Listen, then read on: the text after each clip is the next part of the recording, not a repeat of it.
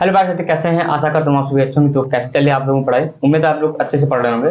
तो एक बार फिर से स्वागत है मेरे यूट्यूब चैनल टीचिंग बाय सागर में। तो साथी, मेरा नाम है सागर सोनकर। तो जैसे कि आप लोगों ने पिछली क्लास में फ्यूचर कंटिन्यूअस का इंट्रोगेटिव सेंटेंस पढ़ा था, उसमें मैंने आपको बताया दो नियम बताए थे कि बीच में क्या आता है और पहले क्या आता है, तो उसके क्या नियम होते हैं। तो अभी तक आप लोगों ने वो वीडियो नहीं देखी तो आप जाके मेरे यूट्यूब चैनल पर देख सकते हैं, मेरे यूट्यूब चैनल टीचिंग बाय सागर में।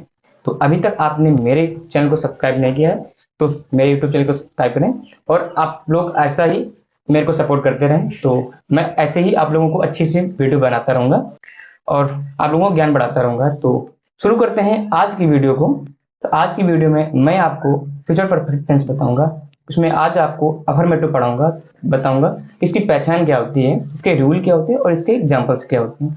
तो शुरू करते हैं आज की वीडियो को। तो टेंस क्या है? फ्यूचर परफेक्ट टेंस, इसके बारे में पढ़ते हैं कि इसकी पहचान क्या होती है।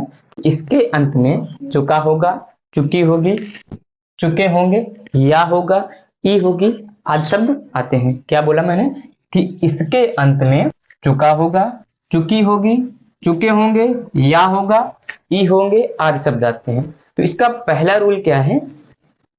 इसका स्ट्रक्चर देखें कि सब्जेक्ट विल या शैल, उसके बाद हैव, वर्ब की थर्ड फॉर्म और ऑब्जेक्ट। क्या बोला मैंने? सब्जेक्ट विल या शैल, हैव, वर्ब की थर्ड फॉर्म और ऑब्जेक्ट। आपको विल हैव शैल अब कहां लगाना पड़ेगा, इसमें मैंने नोट पॉइंट डाल दिए हैं कि आई तथा वी के साथ हेल्पिंग वर्ब शैल हैव आती है। मैंने फ्यूचर में हर टॉपिक पे नोट पॉइंट डाला है कि आई के साथ तथा वी के साथ शैल लगाना है। तो इसमें भी मैंने डाल दिया कि आई तथा वी के साथ हेल्पिंग वर्ब शैल हैव आएगी।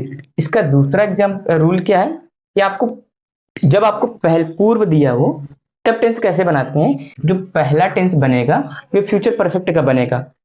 जैसे रूल नंबर 1 लिखा है, रूल नंबर 1 पे यहाँ ये फ्यूचर परफेक्ट टेंस के तौर पे आएगा। इसके बाद बिफोर लगाना है, इसके बाद प्रेजेंट इंडेफिनिट लगाना है। प्रेजेंट इंडेफिनिट को मैंने प्रेजेंट इंडेफिनिट में बताया था कि आपको एक वचन है तो सब्जेक्ट वर्ब में एस या इस फॉर्म और ऑब्जेक्ट, बहुवचन है तो सब्जेक्ट वर्ब की फर्स्ट फॉर्म और ऑब्जेक्ट लगानी। तो पहला टेंस बनेगा फ्यूचर परफेक्ट का, बिफोर लगाएंगे। इसके बाद जो दूसरा टेंस बनेगा वो प्रेजेंट इंडेफिनिट का बनेगा। तो इसके एग्जाम्पल्स क्या है वो देखते हैं। तो आज का पहला एग्जाम्पल क्या है? मैं पुस्तक पढ़ चुका हूँ। तो इसका क्या बनेगा? आई शैल। मैंने नोट पॉइंट में क्या डलवाया था? आई तथा वी आए तो आपको हेल्पिंग वर्ब के तौर पे शैल हैव ही लगाना है। तो I shall have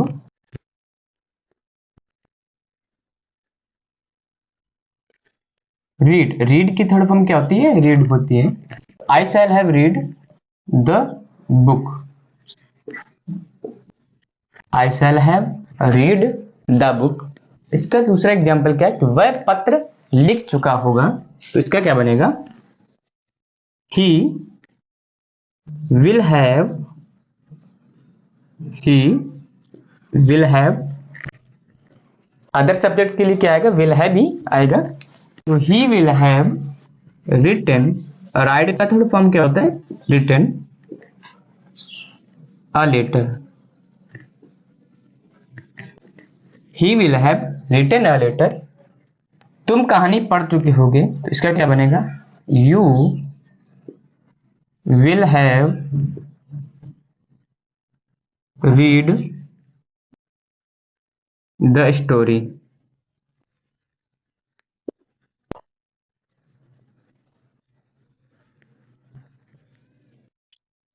read a story. तो you will have read a story, तुम कहानी पढ़ चुके होगे। तो ये हो गया रूल नंबर 1 के उदाहरण। रूल नंबर 2 के उदाहरण क्या है, चलिए उनको भी देखते हैं। तो रूल नंबर 2 का पहला उदाहरण क्या है कि उसके आने से पहले मैं चला जाऊंगा। तो उसमें मैंने बताया कि जो काम पहले हुआ हो आपको उसकी इंग्लिश पहले बनानी है। तो पहले वाला टेंस क्या बनेगा? फ्यूचर परफेक्ट का, इसके बाद बिफोर, इसके बाद प्रेजेंट इंडेफिनिट टेंस। तो उसके आने से पहले मैं चला जाऊंगा, तो ये कार्य पहले हो रहा है तो इसकी इंग्लिश पहले बनेगी। तो मैं चला जाऊंगा तो आई शैल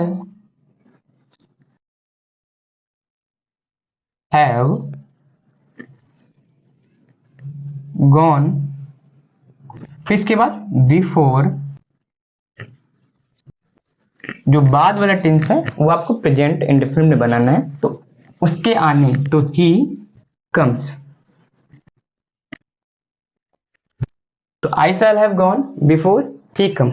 उम्मीद है आपको पहला एग्जांपल समझ में आ गया है। दूसरा एग्जांपल देखते हैं कि चंद्रमा निकलने से पूर्व बच्चा सो चुकेगा, तो इसका क्या बनेगा? द चाइल्ड विल हैव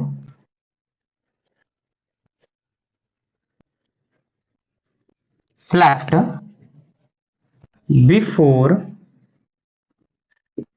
इसके बाद चंद्रमा निकलने से, तो ये बनेगा प्रेजेंट इंडेफिनिट का। द मून राइज मीन्स निकलना, तो राइजेज हो जाएगा। क्या बना? The child will have slept before the moon rises. तो उम्मीद है आपको आज के सारे एग्जाम्पल समझ में आए और आपको पहचान भी समझ में आ गई। मैंने बोला था कि इसके अंत में चुका होगा, चुकी होगी, चुके होंगे, या होगा और ये होंगे।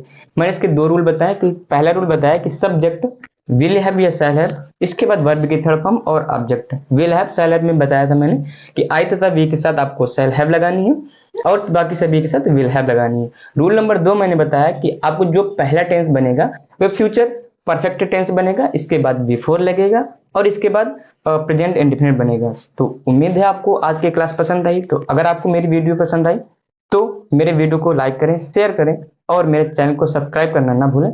आज के लिए बस इतना ही। जय हिंद।